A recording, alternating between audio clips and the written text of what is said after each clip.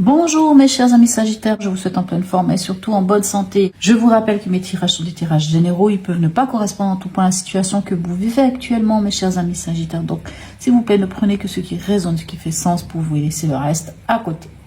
Allez, on va aller voir ces énergies pour cette semaine pour vous. On commence par celle-ci, qui est le magicien ou le battleur. Ah, quelle belle énergie. On voit que vous entamez un nouveau cycle, on démarre quelque chose de nouveau, ou en tout cas vous avez tout le potentiel possible et imaginable pour le faire. On vous dit clairement que vous avez toutes les cartes en main pour avancer. Alors bien entendu, démarrer une nouvelle étape, c'est pas toujours facile. Quelquefois on peut avoir un peu des angoisses, des peurs, des doutes. Enfin voilà, bien sûr, démarrer un nouveau cycle, démarrer quelque chose de nouveau, c'est pas toujours facile. Mais on vous dit ici que vous avez tout le potentiel, qu'il y a toute la possibilité de démarrer, que ce soit un nouveau projet, de nouvelles études, je ne sais pas, un nouvel amour, peu importe de quoi il s'agit, vous avez quand même cette énergie de démarrer quelque chose de nouveau. Votre état d'esprit en ce début de semaine. Ok, nous avons le 5 d'épée, 5 des épées et ici le pape. Bon. Alors, vous êtes un petit peu aux prises, en conflit avec les autres peut-être, mais aussi en conflit avec vous-même, ce 5 des épées. On peut avoir l'impression avec un 5 des épées d'avoir été trahi, d'avoir... Enfin, c'est une énergie qui nous parle du mental, puisqu'on est dans les épées, et c'est souvent... Les 5 dans les arcanes mineurs nous parlent souvent de quelque chose qui est un peu exacerbé, qui est un peu en crise. C'est un peu le moment où, en tout cas, le mental a un peu de la peine, c'est un peu difficile, il se remet en question. Il y a un conflit intérieur et c'est sans doute lié à vos croyances, à vos valeurs. Ok. Donc, vous êtes peut-être en conflit, soit par rapport à vos croyances, à vos valeurs. Ça peut être un conflit intérieur ou avec les autres. Votre défi. On a le jugement et ici, alors ici c'est marqué reine de denier, mais dans ces cartes, la reine de denier correspondrait plutôt au roi. Ok, ici votre défi, c'est d'aller vers ce qui est concret et d'entendre. C'est comme s'il y avait des choses qui venaient vers vous, claires et concises. C'est vraiment le jugement, c'est tout ce qui va être d'un appel, un appel divin, un appel des synchronicités, un appel de l'univers, toutes ces choses qui disent que ah tiens c'est ça, c'est vers ça que vous devez aller, c'est là où vous devez aller.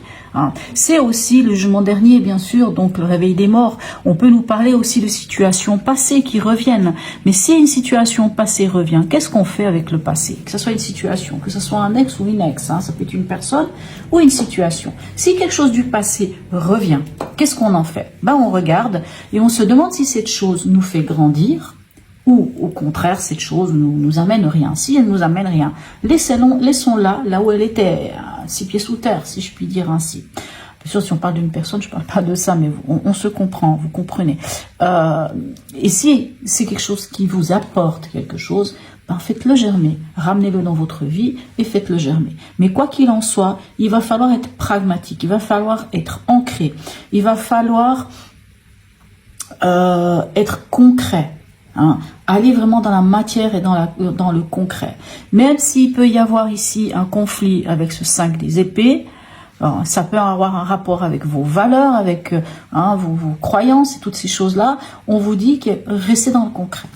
Au niveau émotionnel et ou sentimental, bien sûr tout le monde n'est pas en relation ou en couple, on a un 9 d'épée. Et on a ici, alors la princesse ici de bâton nous parle de la reine, de bâton sur les autres cartes. Ok. Alors, il y a toujours un conflit, on le voit déjà au début. Bon. Ce 9 des épées nous parle d'angoisse, de choses qui vous empêchent de dormir, de choses qui sont un peu lourdes, qui vous prennent un petit peu la tête. Et ici, on vous dit clairement que pour en sortir à quelque part de cette énergie, prenez cette énergie de cette reine de bâton, puisque la reine de bâton, c'est la mineure de l'impératrice, celle qui est créatrice et créateur, on est créateur de notre vie. Cette reine de bâton, c'est quand même celle qui sait d'où elle vient, où elle en est et où elle va. Donc, elle a quand même la capacité aussi de communiquer. Ici, on peut vous parler aussi de communiquer. Hein. Le jugement nous parle aussi de cette communication, mais c'est vraiment une communication qui est plus à la verticale qu'à l'horizontale. Mais ici, la princesse, la princesse de bâton, ici, elle va communiquer sans embâche, elle va dire les choses parce qu'elle sait ce qu'elle veut. Hein. Et quelque part, on vous propose en tout cas ici, au niveau émotionnel, de vous poser et d'oser être vous-même, de prendre la place qui vous est due, d'oser être vous-même, on le voit aussi avec le jugement, de savoir qui vous êtes, d'oser communiquer les choses, toutes ces choses qui peut-être vous empêchent de tourner en rond ici, toutes ces choses qui vous amènent dans ce conflit, et on en sort. Au niveau pragmatique, qu'est-ce qu'on a? On a un as de bâton et on a un 3 d'épée. Bon, vous avez quand même pas mal d'épées. Donc, il y a beaucoup de choses qui sont dans le mental chez vous cette semaine. Hein. Votre mental, il tourne à 200 à l'heure. Et ici, on peut vous avoir trahi. Hein, on est dans le pragmatique. Hein. On peut vous avoir trahi. Vous pouvez avoir l'impression, par exemple, dans votre milieu du travail, que quelqu'un vous a fait une entourloupe. Hein. Ici, on nous parle d'une blessure, de quelque chose qui nous blesse. Alors, cette blessure, c'est souvent des blessures qui sont dues, des fois qui peuvent même remonter à l'enfance, mais elles reviennent. Et quand elles reviennent, moi, ce que j'aime avec ce 3 d'épée, c'est que quand il est là, c'est comme s'il venait nous dire... C'est le moment de comprendre qu'est-ce qui nous fait mal. Qu'est-ce qui fait que ça nous titille? Qu'est-ce qui fait que ça nous met dans cet état peut-être de ne pas arriver à dormir la nuit carrément et de passer à l'action.